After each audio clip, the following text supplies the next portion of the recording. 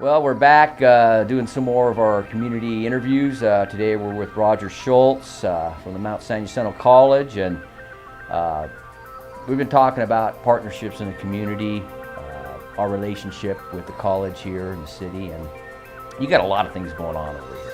And a lot of times we don't get to talk about them, we don't get to hear about them, because you're a busy man. It's tough to get an appointment with you, because I know how many different campuses you have now? Yeah, 4 sites. 4 sites, and I know you're flying here, flying there, doing this, doing that, but tell us about, it's your 50th anniversary this year too, right?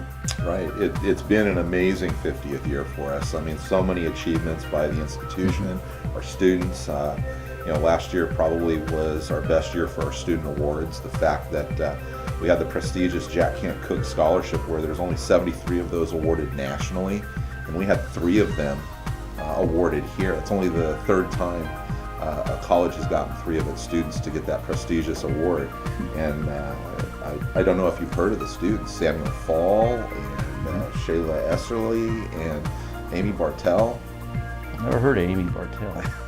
You'd think I would know who that is, and last name sounds kind of familiar, but no, I know who she's. I just talked to her the other day. They're doing great up in Berkeley, and excited about the school year. Well, I'm glad you talked about that. Transfer, I mean, at the end of the year, you get to talk to the students and where they're transferring. Our students are going all over the state, the country, for that matter. We've got students, like you mentioned, Berkeley, Davis, UCLA, San Diego State, Cal State San Marcos.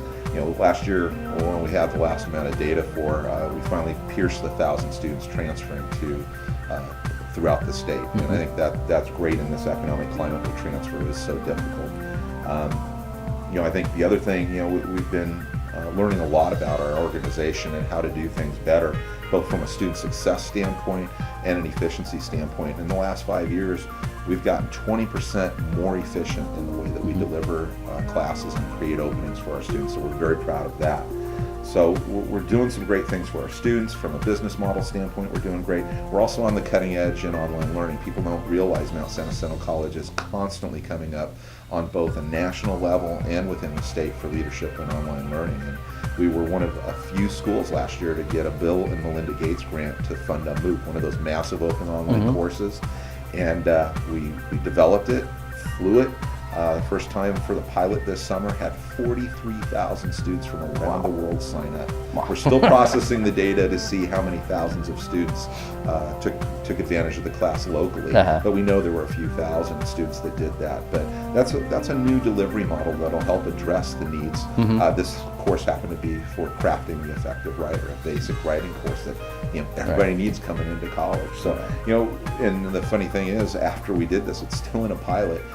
With the amount of attention that we've gotten, the questions and the recognition, in fact, our dean and faculty members are going up to Washington to present on a conference on this. So we're really pleased about that.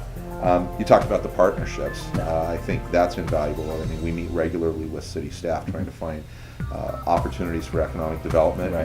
We see ourselves as a resource that can be utilized by the community. We constantly say, tell us what the businesses you're trying to attract or have here that we can help with. So we look forward to that. But our relationships with the K through 12 districts, dual enrollment, another example where we partner with San Jacinto Unified and Hemet and really offer a unique college credit process through dual enrollment, where they utilize qualified teachers, teach our curriculum, and it's more efficient than advanced placement, the AP scores.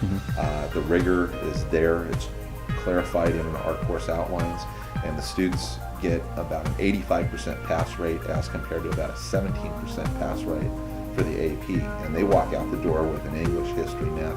The exciting thing is we're moving into some career technical education areas, so it's not just the high-end students that are doing that. We're elated that the Press Enterprise recognized us for an unprecedented 5th time as the favorite school or college in the region.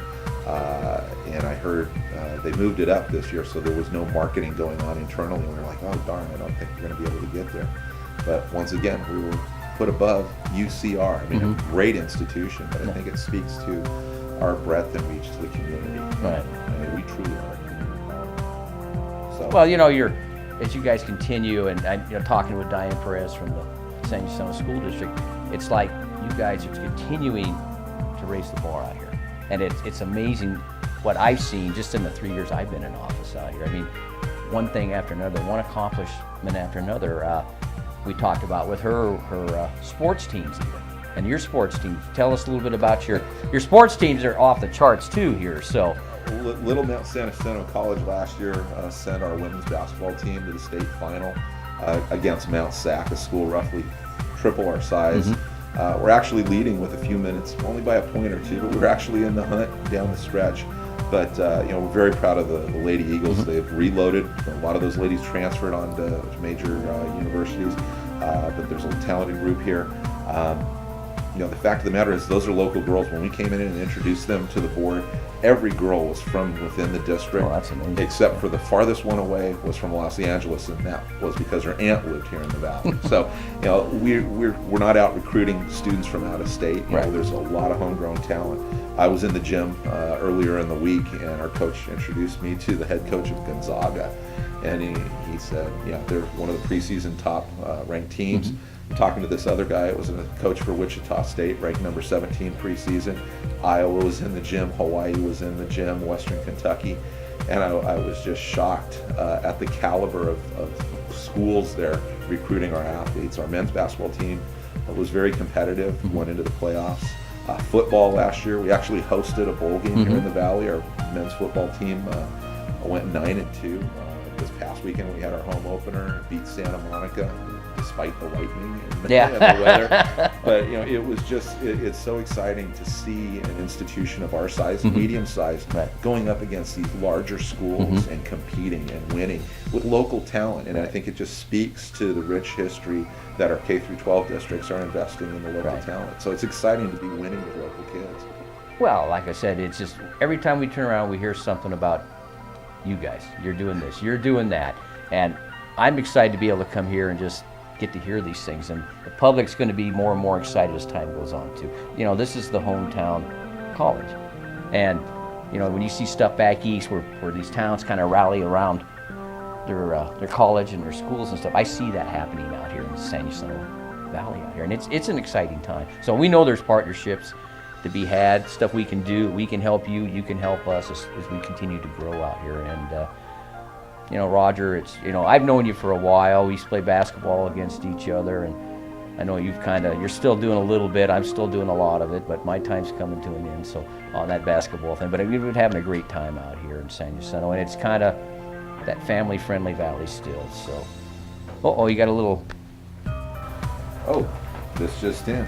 It's amazing how the news keeps coming in. Last year we had, in 2012, over $18 million in financial aid was awarded and an additional $9 million in fee waivers processed.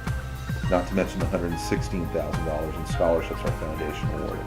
So it's just constantly coming. Well, that's good. So. That's good. It couldn't come at a better time. So, thanks for taking some time with us today, and it's always a pleasure to see you. And if you come up to the State of the City, no tie, I don't want to see the coat, any of that stuff. So, and get up, and when they talk about how great the mayor is, you can get up and cheer with everybody else. So I'll tell them what kind of great jump shot you have. Thanks, Roger. Been a pleasure, buddy. Thanks, Bear. Okay.